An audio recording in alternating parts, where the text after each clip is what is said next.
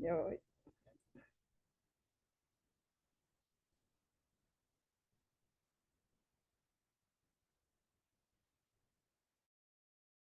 Ok, un momento ya. Ok. Bueno, el día de hoy vamos a hablar sobre el uso Disculpe, doctora, no temprano se le de comparte. Ahí vaso. sí. Ok, Muchas gracias. Ya, ahora sí salió. ¿sí se ve? Ok. Bueno, un saludo muy especial a IDEA. Gracias por la invitación el día de hoy a compartir conocimientos y nuestra experiencia como anestesiólogos en la práctica diaria. Y también a la licenciada Roxana Suez, que nos ha recomendado y nos ha encomendado esta misión de hoy dar esta conferencia. En la práctica diaria, los anestesiólogos nos enfrentamos a este tipo de pacientes, pacientes que vienen con signos de sepsis o shock séptico. El uso temprano de vasopresores, como sabemos, el shock séptico es una respuesta, es una disfunción orgánica proveniente de una respuesta inadecuada de esos pacientes a una infección. Y esta respuesta inadecuada va a tener consecuencias en el organismo de los pacientes.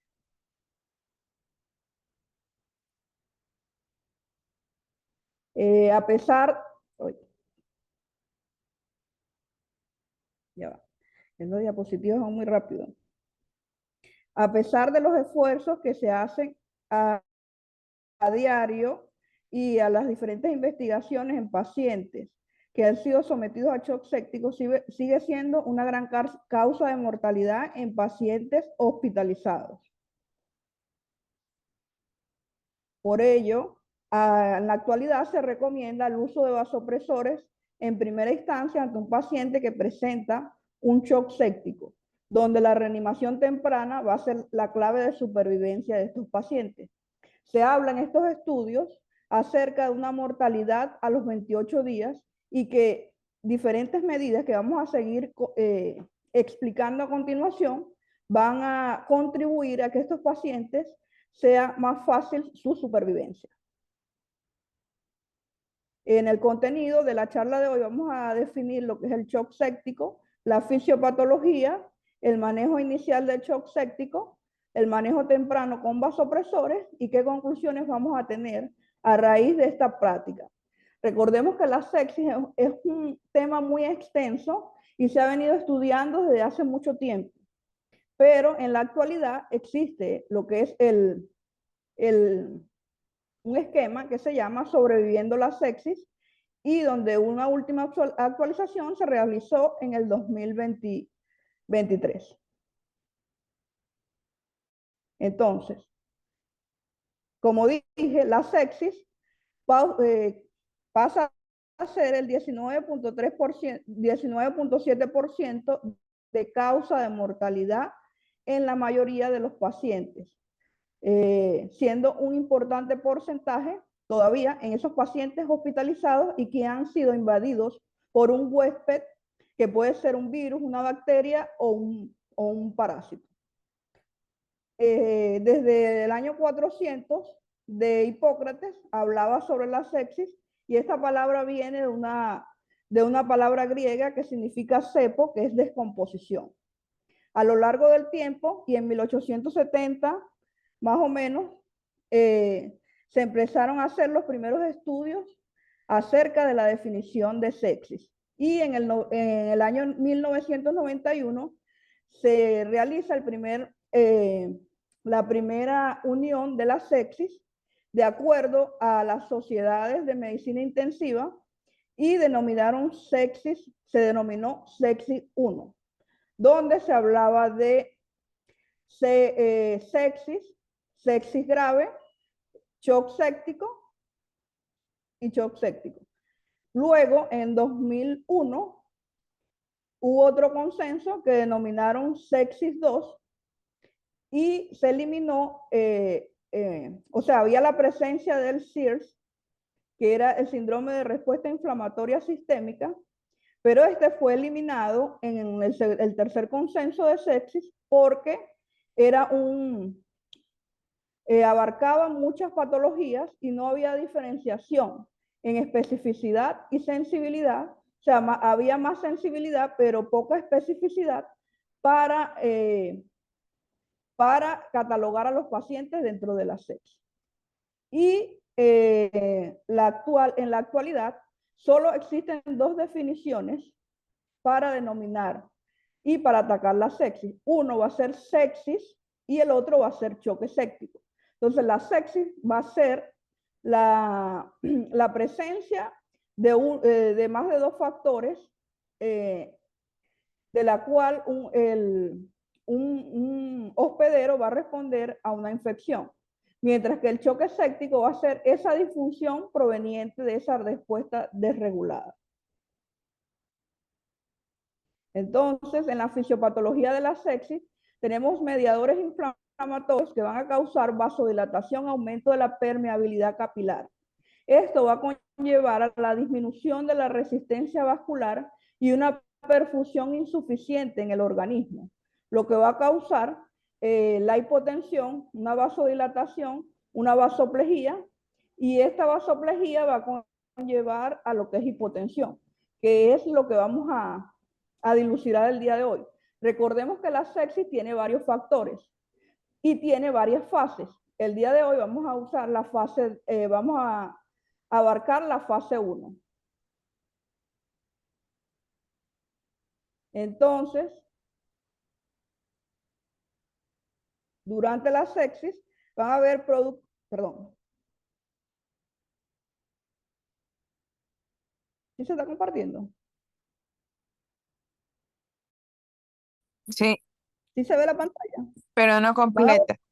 No completa. No sé qué pasa. Ya se ve completa, doctora. Ah, ya. Lo que pasa es que es la aplicación donde tengo la presentación. Ok. Van a haber unos productos microbianos que van a causar en el endotelio vascular. Recordemos que los virus, bacterias, parásitos van a entrar a través del torrente sanguíneo en los vasos sanguíneos. Y recordemos que tenemos un endotelio dentro de los vasos sanguíneos. Este agente, que va a ser el agente antimicrobiano, va a causar una activación endotelial y va a causar varias cosas. Entre ellos va a activar lo que es el factor 8 y va a causar un efecto procoagulante, alterando lo que es la parte de la coagulación. De igualmente va a activar lo que es el complemento de manera directa e indirecta y va a suceder un efecto antifibrinolítico. Todo eso nos va a conllevar a una trombosis microvascular y va a dar como resultado una CID, causando en los pacientes isquemia tisular e insuficiencia suprarrenal. También cuando se activa el complemento, se van a activar enzimas, que esto va a ser importante, porque es lo que nos va a causar la vasodilatación y la disminución de la presión arterial por salida al torrente sanguíneo de óxido nítrico. Este óxido nítrico puede causar extravasación y va a aumentar la permeabilidad en esos vasos sanguíneos y va a reducir la perfusión, por lo cual es el mecanismo que se va a producir la hipotensión arterial. Esto va a conllevar a una insuficiencia multiorgánica y los tejidos dejan de recibir oxigenación a través de la sangre porque los vasos van a estar vasodilatados y no van a llevar la suficiente cantidad de sangre de hemoglobina a los tejidos. De otra manera, también la activación de neutrófilos y monocitos con factores de necrosis tumoral alfa, otras interleucinas van a realizar... Doctora, disculpe que le corté. ¿Puede compartirle de nuevo la pantalla? Se perdió las diapositivas. Ok, ya voy.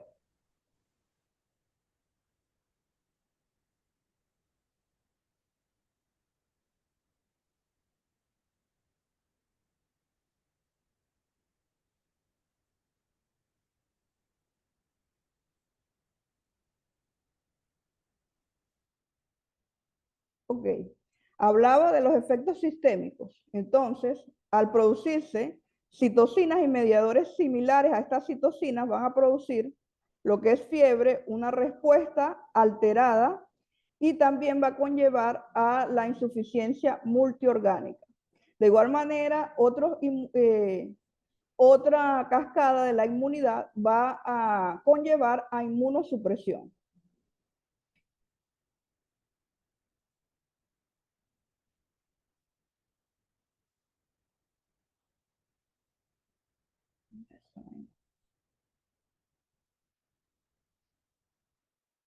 Ok, entonces aquí observamos cuando tenemos un paciente con sepsis, tenemos el consenso de sobreviviendo la sepsis, donde van a existir una serie de recomendaciones.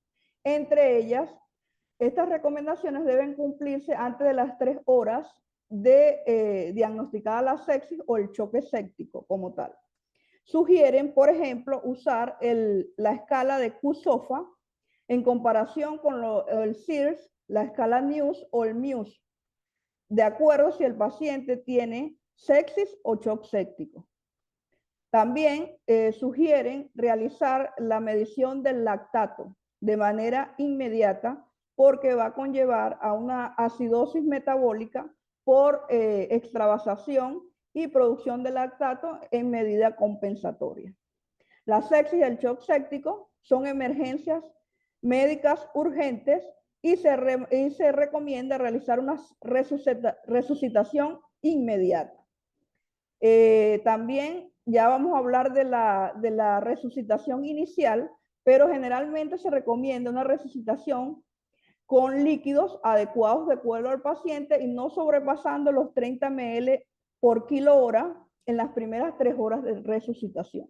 Ya les voy a explicar cuál es la resucitación recomendada con líquidos. Esto es lo que dice el consenso sobreviviendo la sepsis, el último consenso que se ha realizado. Sugieren también una guía de resucitación de acuerdo a la examinación física y los parámetros hemodinámicos. También sugieren los niveles de lactato, como ya les expliqué. Sugieren mantener una tensión arterial media por encima de 65 milímetros de mercurio y una presión arterial diastólica mayor a 45 milímetros de mercurio. Este manejo es sobre todo para la parte clínica o de UCI en la recomendación de la antibiótico-terapia o de acuerdo al microorganismo que presente el paciente. Nosotros nos vamos a basar en esta etapa de salvamento donde vamos a monitorizar la presión arterial, el moteado de la piel, lactato, el ecocardiograma.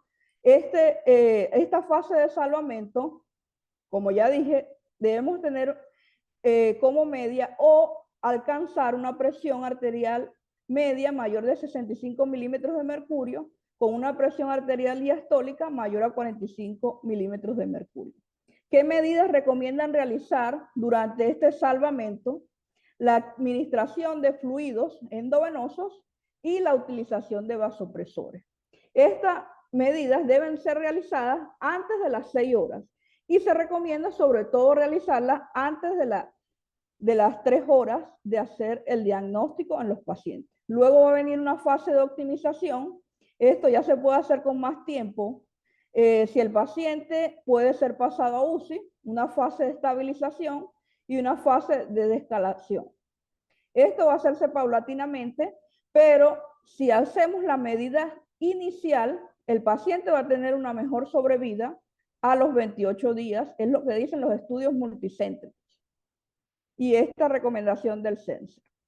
El manejo inicial de pacientes con una fluidoterapia debe realizarse con una solución que se asemeje más al plasma. Recordemos que va a haber extravasación de líquido. También esa extravasación, esa acidosis metabólica, si sobrehidratamos a un paciente con cloruro de sodio, entonces se recomienda que se haga con Rigel lactato. Si sobrehidratamos a un paciente con cloruro de sodio, podemos desencadenar una hipercloremia que nos va a aumentar ese daño renal que tenemos en los pacientes. Recomiendan hacer una medida de bolos de 250 a 500 ml en la primera hora de haber diagnosticado a un paciente con sepsis, sobre todo con shock séptico, y tener la media, como dije, mayor de 65.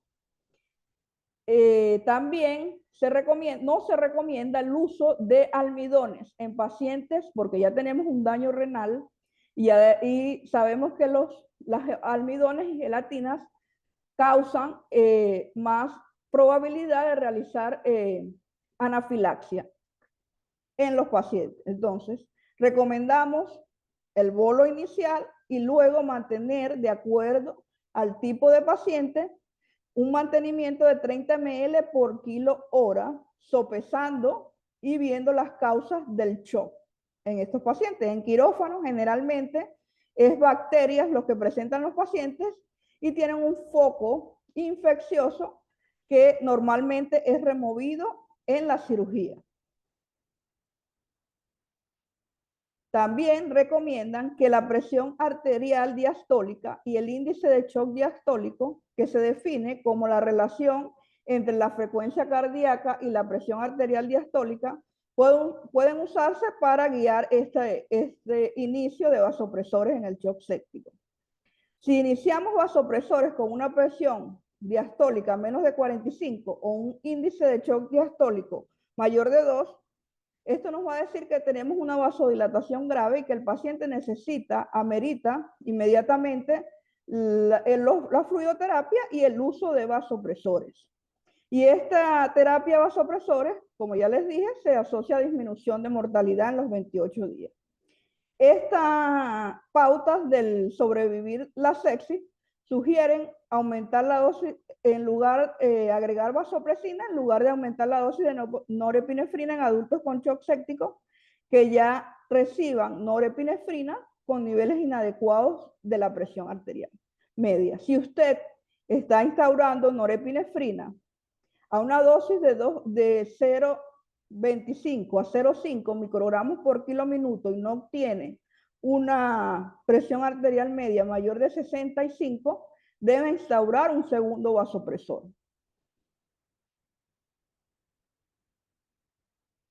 Y aquí la recomendación es que se debe usar cristaloides para la resucitación inicial, como ya dije, y se recomienda que sea Ringer lactato.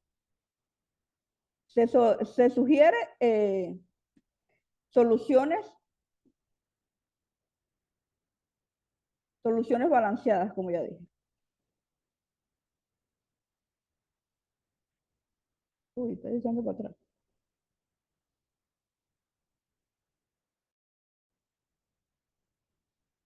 Entonces, el fármaco de elección en pacientes con shock séptico. Tengo un paciente que va a quirófano. Vamos a hablar desde el punto de vista de anestesiología.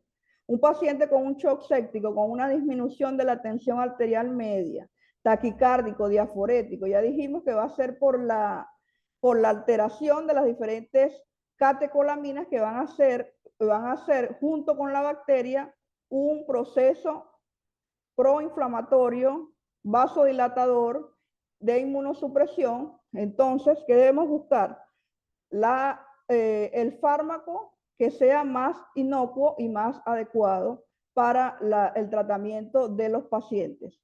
Se ha demostrado que la norepinefrina en estudios multicéntricos también retrospectivos ha sido el fármaco de elección para disminuir la mortalidad en 28 días. Instaurar la norepinefrina de manera inmediata que detectemos un shock séptico va a disminuir este riesgo de mortalidad de los pacientes. Va a reducir la hipotensión prolongada, mejora la perfusión renal y cardíaca y puede disminuir la mortalidad. Se debe lograr, ya dije, una presión arterial mayor de 65 milímetros de mercurio. Recomiendo que lean los ensayos Clovers y Sensen. Allí hablan sobre la especificidad de considerar la norepinefrina igual en sobrevivir la sepsis y en tercera línea, en segunda línea vasopresina y en tercera línea la epinefrina. Entonces, Recordemos el mecanismo de acción de los medicamentos. La noradrenalina va a ser un medicamento alfa 1 adrenérgico y beta 1 y beta 2, lo que nos va a aumentar la frecuencia, la tensión arterial de manera inmediata. La dosis va a ser de 0.05 a 1 microgramo por kilo minuto y debemos tener en consideración que tiene unos efectos adversos que puede causar arritmia. También está la adrenalina, que tiene el mismo mecanismo de acción. Y dependiendo la fase en la que tengamos al paciente y las alteraciones que tenga desde el punto de vista cardiovascular, de electrolitos, el lactato debe corregirse también en función de los fluidos y el vasopresor. Entonces, aquí tenemos un cuadro donde explica, si tenemos un paciente con shock séptico, explican que debemos esperar 30 a 90 minutos más o menos para empezar a hacer el uso de norepinefrina. Si es menor de 2 o 5 horas, empezar con norepinefrina. Depende si le hemos hecho la resucitación con líquidos o es refractario al shock. Entonces, piden que instaures de acuerdo a la presión arterial si es menor de 40 milímetros de mercurio de la diastólica o aumentar la dosis. Pero si usted tiene una dosis de 0.25 a 0.5 microgramos por kilo minuto, debe instaurar un segundo vasopresor. También existen medidas para tener en consideración si esas medidas que yo estoy haciendo me están haciendo efecto.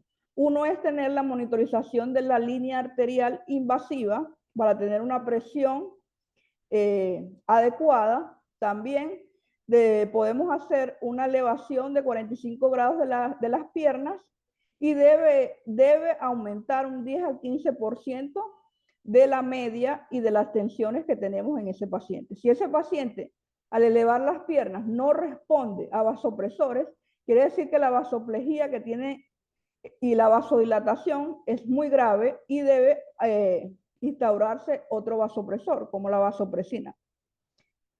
La guía para el manejo de sepsis grave y choque séptico. Existen herramientas adicionales, pero como dije, el sobrevivir la sepsis recomienda el Q-SOFA para catalogar los pacientes y de acuerdo a este Q-SOFA se van a hacer la instauración y las fases del salvamento. Como le dije, generalmente se prefiere administrar Ringer lactato sobre solución salina normal. Lean los ensayos Cloars, Bears y sobre el uso temprano de vasopresores si el paciente no responde a esta terapia con cristaloides. También nos debemos ayudar con antibióticos de amplio espectro, recordemos, si es bacteriano, y hay que reconocer el shock dentro de las primeras 3 horas.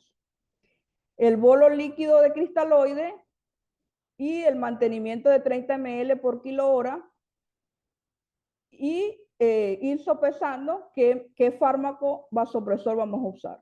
También se recomienda el uso de hidrocortisona porque recordemos que tenemos un desorden inflamatorio y de citocinas y se ha demostrado que colocar hidrocortisona 200 miligramos repartidos en dosis cada 8 horas puede mejorar también la sobrevida de los pacientes, aunque no es una recomendación muy fuerte. El uso de vitamina C, pero actualmente están desaconsejados. En el pasado recomendaban usar azul de metileno, pero se verificó que los pacientes que recibían azul de metileno tenían una metaclobuminemia y empeoraba su cuadro de shock séptico.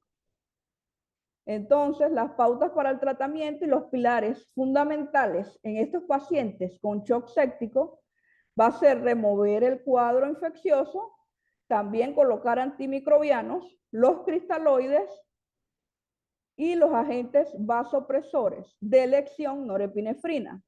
De igual manera, recomendamos usar la norepinefrina de inicio puede realizarse en una vía venosa periférica que no sea de la mano, sino desde la región antecubital por el efecto de extravasación.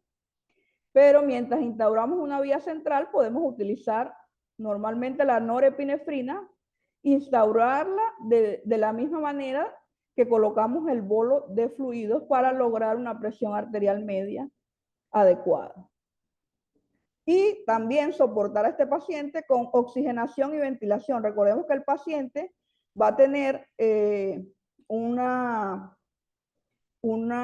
hipercapnia, una acidosis metabólica, y esos pulmones van a requerir oxígeno porque está llegando poco oxígeno a los tejidos producto de ese desorden de las citoquinas inflamatorias. También tenemos una clasificación o un valor que se ha instaurado por un investigador que se llama Gowry et al. Y lo ha publicado en este año, donde analizó una utilidad para evaluar la respuesta vascular a la norepinefrina en estos pacientes con shock séptico.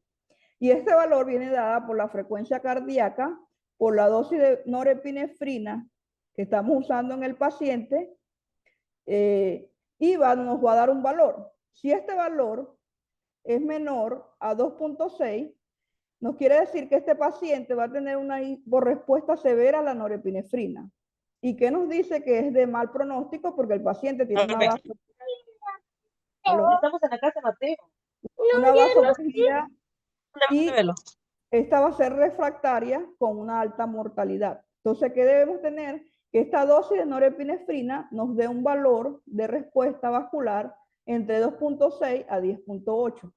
Si es por encima de 10.8, también vamos a tener una respuesta paradójica y no está siendo eficaz la dosis de epinefrina, o que el paciente tiene una disfunción miocárdica o una hipovolemia asociada, y el cual debe transfundirse de concentrado globular, porque si no vamos a tener una hipotensión refractaria y una disfunción miocárdica, porque si no tenemos sangre que bombear y le estamos poniendo fármaco vasopresor y no tenemos sangre que bombear, debemos rescatar la hemoglobina y rescatar el corazón para que tenga, para que se haga un mejor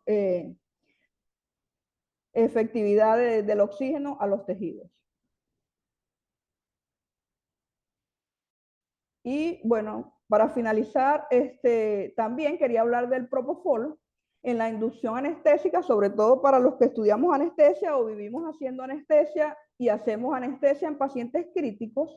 Recordemos que los fármacos en la inducción anestésica en estos pacientes con shock séptico va a depender de su mecanismo de acción. Recordemos que el propofol hace una vasodilatación y una disfunción miocárdica dosis dependiente de acuerdo a la concentración plasmática del fármaco.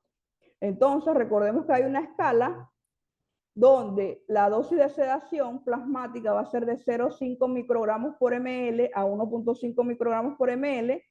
Se dice que en los pacientes con shock séptico debemos usar una concentración de 1 a 2 microgramos por ml, sopesando, los pacientes que van a entrar a quirófano en shock séptico, propiamente dicho.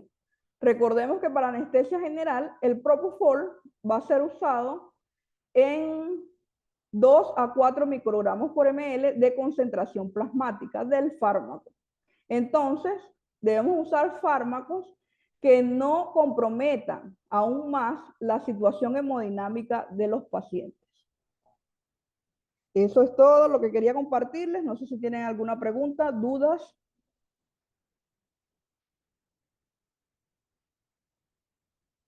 Hola. Muchas gracias, doctora. Solo una pregunta.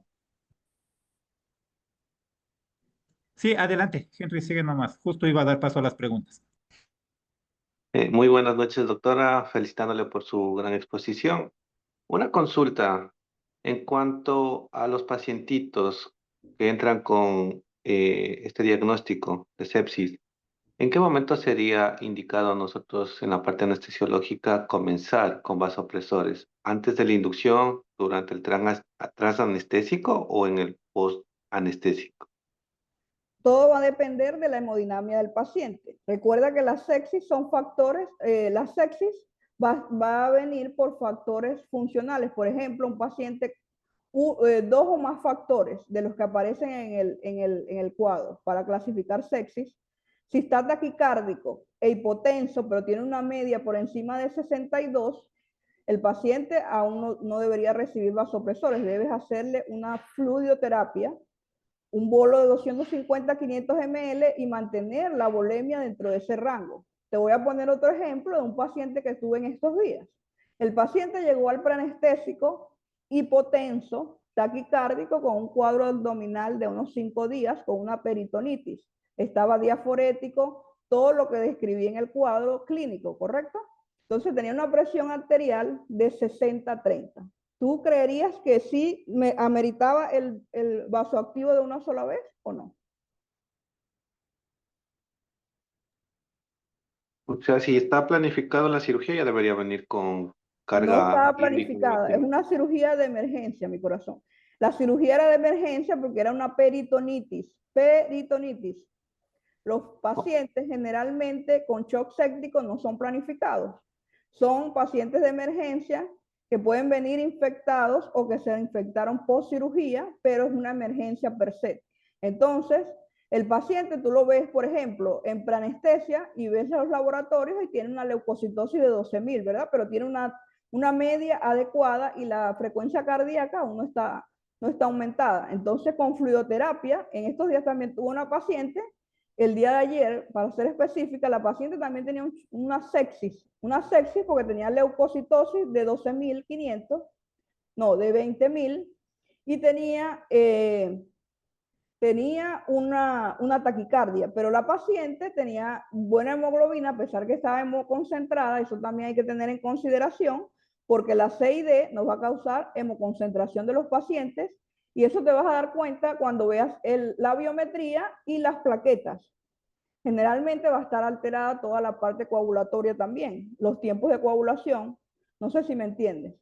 Entonces, la paciente, yo solo usé líquidos en la paciente porque nunca tuvo una media inferior a 65 milímetros de mercurio. Sí le puse, tampoco le puse concentrado globular, le hice una biometría control y electrolitos, y la paciente tenía 11 de hemoglobina y ya habían bajado los leucos a 14.000, y la taquicardia había mejorado porque removieron el foco infeccioso. Entonces la paciente la extubé, le coloqué morfina, no hubo ningún inconveniente, y la valoré en postoperatorio durante unas 6 horas y no ameritó ningún rescate de ningún tipo. ¿Me entiendes? Orinaba. Eso es lo importante, que el paciente también orine unos 0.5 ml, 0.5 a 1 ml por kilo por hora. ¿Ya? Doctora, buenas noches. Yo tengo una pregunta. Correcto. Yo soy, muchas de las veces, o casi la gran mayoría de mis pacientes, llegan con un pie diabético totalmente séptico, se puede decir, un paciente con 15.000, 25.000 blancos, pero no muestra signos de SIRS. Ahora, los diabéticos son también enfermos renales. Entonces, ¿hasta cuánto puedo subir una dosis de reanimación con líquidos?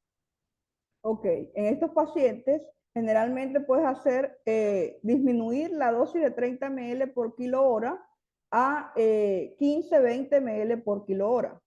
Dependiendo cómo tengas la presión arterial también y qué anestesia le des, porque si le das anestesia raquídea, hay muchos pacientes que se vasodilatan mucho más y hacen esa taquipnea, esa hipercapnia y esa acidosis metabólica añadido a la diabetes descompensada que tienen, ¿verdad? Entonces, lo que debemos hacer es compensar y ver que no le puedes poner mucho líquido al paciente, pero el líquido que le pongas sea de calidad. Eso. Y si es necesario transfundir, porque estos pacientes generalmente van a estar anémicos. Entonces, un shock mixto sería la catástrofe en estos pacientes. Entonces, debías ajustar el fluido y debías ajustar, colocarle una transfusión sanguínea si es que lo amerita. Y si es que el foco infeccioso, si sale del foco infeccioso y no tiene otros signos de shock, puedes hacer el rescate con fluidoterapia.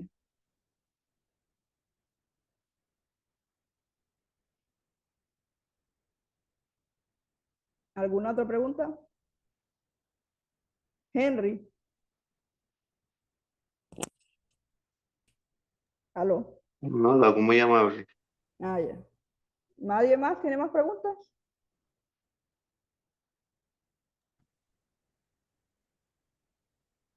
Bueno, si no tienen más preguntas para la doctora, de parte nuestra queremos agradecerle sinceramente, doctora Denise López, por compartir con nosotros su experiencia y su conocimiento en esta ocasión, ¿no? También queremos dar un agradecimiento especial a la licenciada Roxana Suez, quien ha hecho posible el contacto con los profesionales de la salud que nos están ayudando en estos webinarios gratuitos. De verdad, ha sido un gran apoyo para nosotros. También quiero aprovechar esta ocasión para invitarles al primer Congreso Nacional de Renovación Hospitalaria en un ámbito multidisciplinario, organizado por IDEA también. Se llevará a cabo del 24 al 29 de noviembre de este año. Por comodidad de todos ustedes, será totalmente virtual por Zoom, con la participación de varios destacados profesionales de la salud en distintas áreas. ¿Sí? Va a ser una excelente oportunidad para actualizar sus conocimientos y compartir experiencias y fortalecer la gestión hospitalaria.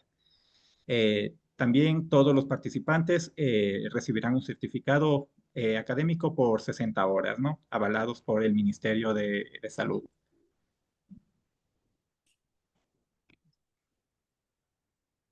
Perdón, Doctora, buenas noches. ¿Cómo está? Está muy linda su exposición. Yo tengo una pregunta. Y si yo tengo un paciente que tiene un shock séptico, ¿cómo sería cuál sería el papel importante en una terapia de reemplazo renal? ¿Cómo yo lo trataría con un paciente que esté séptico y tenga comprometido la parte renal? Ok. Gracias. Que tenga comprometido la parte renal, pero que sea hemodialítico, que sea monorreno, o ¿cuál es la pregunta? No, que el paciente se haga diálisis, un paciente que vamos a hablar, un paciente que sea diabético, que sea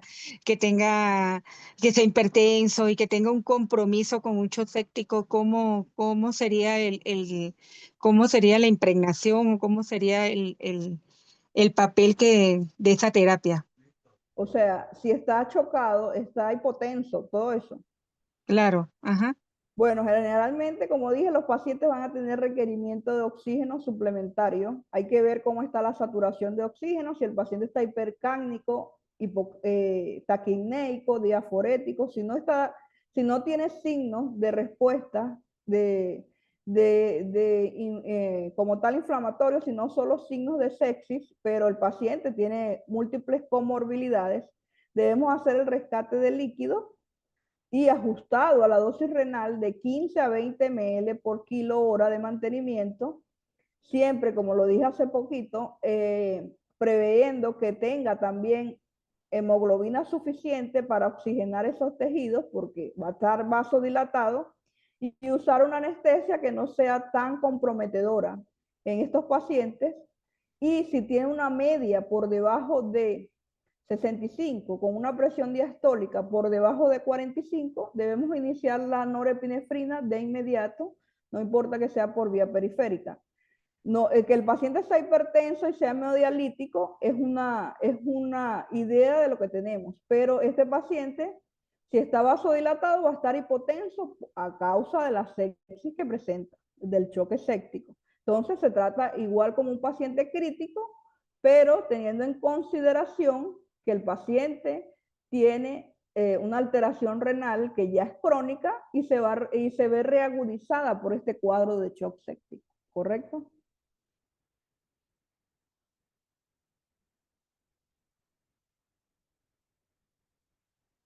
Hola. Gracias, doctora. Bueno, muchas gracias. Chévere.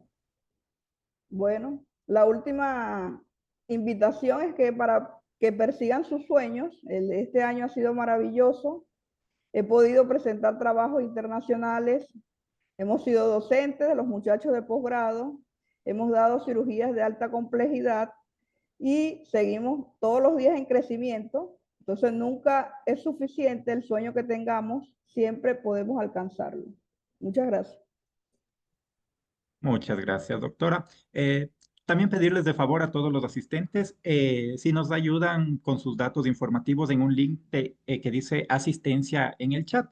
Es para tener un historial de asistencias de nuestros webinarios. Por favor, les agradezco muchísimo si nos pueden ayudar con esto. Eso Doctora, sería todo. buenas noches. Ay, disculpe, es que estoy un poquito ronca, por eso no habla. Doctora, buenas noches. Disculpe el tratamiento de hipotensión en shock séptico y perdone la molestia y gracias por su aprendizaje. De hipotensión, en shock Sí, séptico, sí, fluidoterapia y vasopresores. Fluidoterapia, vasopresores, quitar el foco, medir lactato, ujú,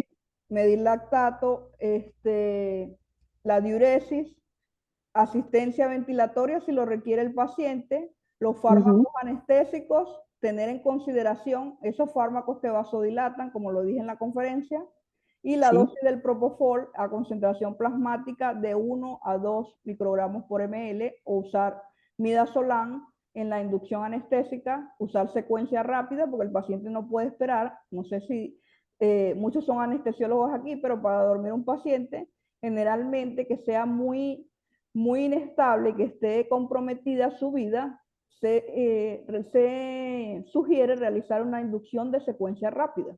¿Ya? sí. Correcto. Gracias, doctora. Le agradezco mucho. Qué chévere. ¿Alguien más tiene alguna duda para la doctora?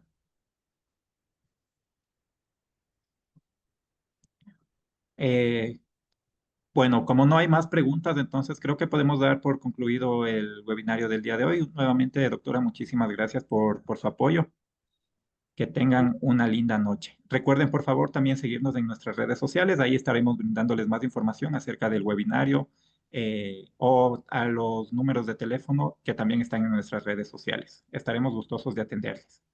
Muy Que amable, hasta tengan luego. una muy buena noche.